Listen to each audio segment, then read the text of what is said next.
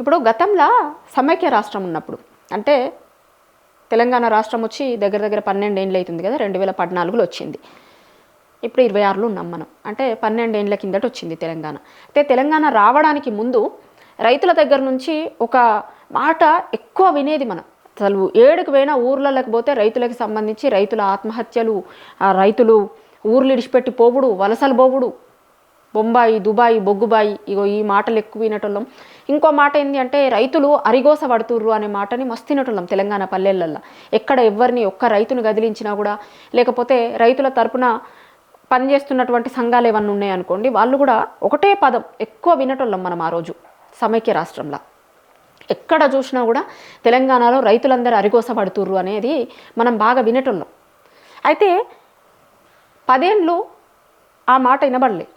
ఎందుకంటే తెలంగాణ రాష్ట్రం రాగానే ఫస్ట్ తెలంగాణ రైతులకు ఏం కావాలి, రైతులు ఆత్మహత్యలు తగ్గాలంటే ఏం కావాలి. ఎందుకంటే తెలంగాణ ఉద్యమంలోనే ఆ రోజు ఉన్నటువంటి ప్రయారిటీస్లల్లో నీళ్లు, నిధులు, నియామకాలు అనేటువంటిదే బీఆర్ఎస్ పార్టీ తెలంగాణ ఉద్యమం కోసం పోరాడుతున్నప్పుడు వాళ్ళు చెప్పిన స్లోగన్. తెలంగాణ రాష్ట్రం వచ్చిన తర్వాత నీళ్ళ కోసమని ఎన్ని చేయాలో అన్ని చేసిరు. రైతులకి నీళ్లు కనుక సరిగ్గా ఉన్నాయనుకోండి, పంటలు పండించుకునే పరిస్థితి రైతులకు ఉందనుకోండి, వలసలు పోయే పరిస్థితి ఉండదు ఊర్లల్లో. వలసలు ఎందుకు పోతారు?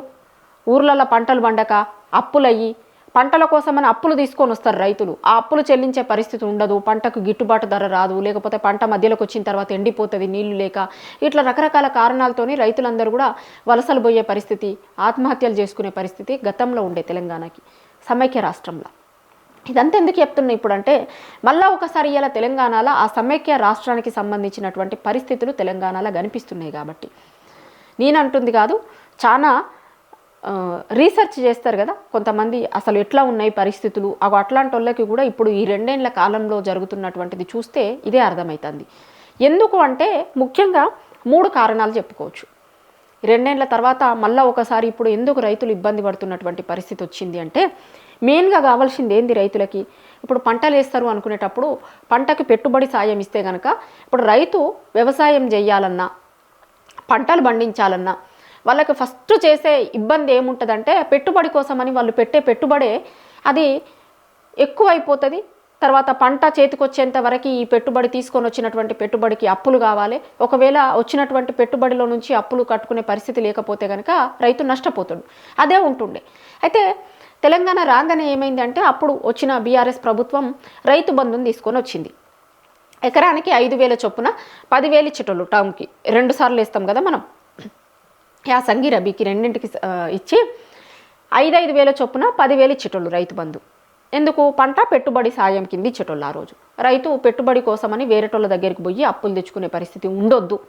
అంతో కొంత, ఇప్పుడు మొత్తం సాయం కాకపోవచ్చు అది, కానీ కొంత అయితే రిలీఫ్ వస్తుంది కదా రైతులకి. అప్పటికి అప్పులు తెచ్చుకునేటువంటి పరిస్థితి కొంతన్న తగ్గుతుంది కదా అనే దాంతోనే ఆ రోజు రైతు బంధు తీసుకొని వచ్చారు. అయితే ఇవాళ ఆ రైతు బంధు పరిస్థితి ఏంది అనేది మనం చూస్తున్నాం. 2 ఏళ్లల్లో దగ్గర దగ్గర 4 సార్లు అయిపోవాలి, ఇప్పుడు 5వసారి రావాలి. కానీ ఎట్లాంటి పరిస్థితి ఉందో మనం చూస్తున్నాం రైతు బంధుకి సంబంధించినటువంటిది. అయితే కాంగ్రెస్ ప్రభుత్వం అధికారంలోకి రావడానికి ఏం చెప్పింది? కేసీఆర్ బీఆర్ఎస్ ప్రభుత్వం బిచ్చం వేస్తున్నట్లు రైతులకి 5,000 ఇస్తారు, మేము అధికారంలోకి వస్తే 5,000 చొప్పున 10,000 ఇస్తారు, మేము అధికారంలోకి వస్తే 15,000 ఇస్తాము అన్నారు. రైతులు పాపం నమ్ముతారు కదా, ఎందుకంటే పెట్టుబడి సాయం ఎక్కువ అవుతుంది కదా. దగ్గర దగ్గర వాళ్ళు ఇచ్చేదానికి ఇంకొక 50% యాడ్ చేసి ఇస్తాము అన్నారు. ఎవరికైనా సరే ఆశ ఉంటుంది, రైతులకు ఆశ ఉంటుంది, ఇంకా కొంచెం ఎక్కువ వస్తుంది అంటే. అట్లా నమ్మి ఆ రోజు రైతులు ఓట్లేసిరు. ఓట్లేసిన తర్వాత ఇవాళ రైతు బంధు పరిస్థితి ఏంది? సరే రైతు భరోసా అని వీళ్ళు పెట్టుకున్నారు. రైతు భరోసా పరిస్థితి ఏంది? ఇప్పుడు డిసెంబర్లో రావాల్సింది ఉండే, డిసెంబర్ నుంచి ఇస్తారు. డిసెంబర్ అయిపోయింది, జనవరి అయిపోయింది. రైతులు ఆల్రెడీ నాట్లు కూడా వేసిరు, పెట్టుబడి సాయం మాత్రం లేదు. దాని తర్వాత నీళ్లు, రైతులకి ముఖ్యంగా కావాల్సింది నీళ్లు. నీళ్లు ఉంటే కనుక సరే సప్పో తీసుకొని వచ్చి పంటలు వేసుకుంటే, నీళ్లు మంచిగానే ఉంటే పంట చేతికి వచ్చేది మంచిగా. అంటే వాళ్ళు అనుకున్నంత, రైతులు అనుకున్నంత దిగుబడి వస్తే జర అమ్ముకుంటే పైసలు వచ్చేటివి. కాబట్టి రైతులు ఎక్కువ ఇబ్బంది పడకపోయేటోళ్ళు. కానీ ఇలా నీళ్ళ గురించి, నీళ్ళ విషయంలో ఎట్లాంటి ఇష్యూస్ ఉన్నాయో మనందరం కూడా చూసినాం. ఇప్పుడు చెక్ డ్యాంల పరిస్థితి, నీళ్ళు ఇవ్వాలని ఎక్కడికక్కడ చెక్ డ్యాంలు కడితే చెక్ డ్యాంలని ఇసుక కోసమని పేల్చేస్తున్నారు, కూల్స్తున్నారు అని నేను చెప్పింది కాదు. చాలా పెద్ద పెద్దోళ్ళు నీళ్ళ విషయంలో పనిచేసిన వాళ్ళు, వాళ్ళ జీవితం మొత్తం కూడా నీళ్ళ కోసమని కేటాయించిన వాళ్ళు, వాటర్ మ్యాన్ ఆఫ్ ఇండియా అనేటువంటి వాళ్ళు కూడా చెప్పిర్రు. నీళ్ళ విషయంలో ఎట్లా జరుగుతుంది ఏంది, చెక్ డ్యామ్ల విషయంలో ఎట్లా జరుగుతుంది అనేదాన్ని ఆ రోజు వాళ్ళు చెప్పిర్రు. అట్లా నీళ్లు చక్కగా లేవయ్యే. సరేగా అన్నో ఎన్నో అప్పు తెచ్చుకొని ఏదో చేసుకొని ఎట్లనన్నా పంటలు వేసుకుందామంటే యూరియా పరిస్థితి ఏంది అలా తెలంగాణలో చూస్తున్నాం కదా మనం. పొద్దుగాల అసలు లేవాలంటేనే చలికి వణికిపోయే పరిస్థితి ఉన్నప్పుడు చలికి అందరు పోయి యూరియా కేంద్రాల దగ్గర క్యూలు కట్టే పరిస్థితి ఉంది. కూర్చున్న ఆడ పోయి పొద్దుగాల పోయి యూరియా దొరుకుతుందా అంటే అది కూడా లేదు. ఏడ యూరియా దొరికే పరిస్థితి లేదు. సరే దాన్ని ఏమన్నారు, మళ్ళీ యాప్లో ఇస్తాము అని అన్నారు. ఎందుకు, పోయినసారి మొత్తం వీళ్ళంతా కిలోమీటర్లు నిలుస్తున్నారు కదా రైతులందరూ. అదంతా సోషల్ మీడియాలో ఆడిడ తిరిగేసరికి ఏమన్నారు అంటే సరే మేము యాప్లో ఇస్తామన్నారు. ఆ యాప్ అన్న పనిచేస్తుందా అంటే అది పనిచేస్తలేదు. దాని తర్వాత కార్డులు అన్నారు. కార్డుల పరిస్థితి ఏంటి అంటే ఏమీ లేదు. యూరియా కోసం మళ్ళీ రైతులందరూ వచ్చి యూరియా కేంద్రాల దగ్గర నిలబడాల్సిన పరిస్థితి వచ్చింది. ఇప్పుడు రైతు వ్యవసాయం చెయ్యాలి అంటే పెట్టుబడి కావాలి, చక్కగా నీళ్లు కావాలి, మందులు వేయాలి.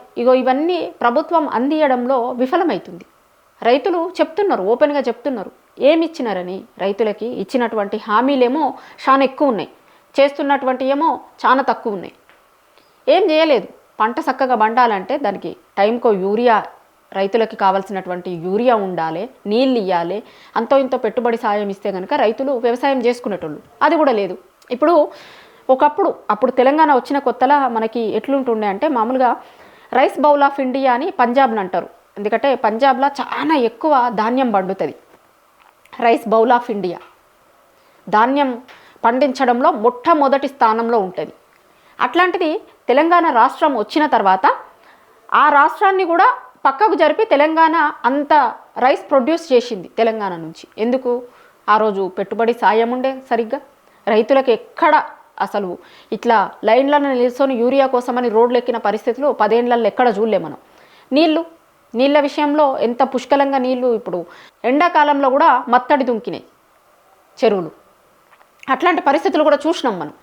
కాబట్టి అప్పుడు ఏమైంది అంటే తెలంగాణ వచ్చిన తర్వాత పంజాబ్ను కూడా పక్కకు నెట్టి ధాన్యం ఉత్పత్తిలో తెలంగాణ మొదటి స్థానంకి వచ్చింది.